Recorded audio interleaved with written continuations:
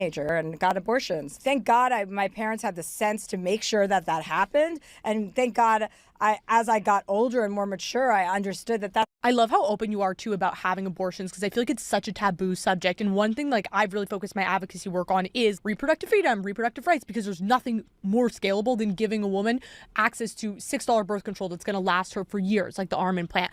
How do you think about like the rollback of reproductive rights in the US, what we're kind of seeing with the current administration? I'm reading this book. I forget what the name of it is. My friend, my makeup artist in New York, just gave it to me.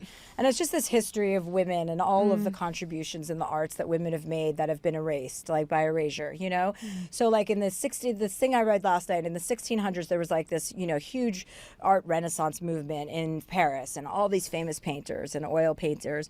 And then like women came on the scene, and there were like 13 that were really big at that time. They had exceeded men in stills, in oils, and all of these areas of art. And then like you go ahead 2 more centuries and they've just been completely erased.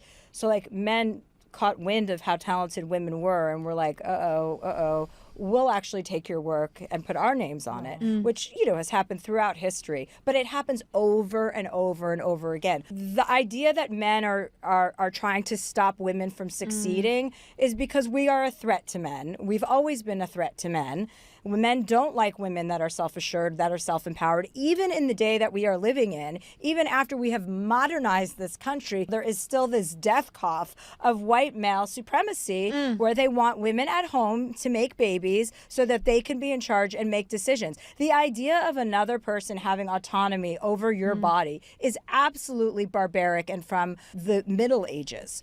And the fact that they want to go back to that just proves how scared they are of women's success, because now more than ever, women don't need to get married. We're weighing whether or not we want to have children. We're actually making these active decisions, and then we become their competitor. And they're like, whoa, we can't have you in boardrooms, God forbid. You can't have your own companies. So you just get used to that aspect, and get used to standing your ground with men, because the thing they love the most is to see you wither. Men like that. And this is not all men, obviously. I don't want to make a blanket statement, because there are great men out there, but there are men that want to intimidate you. They want you to shrink. I find that to be a great challenge.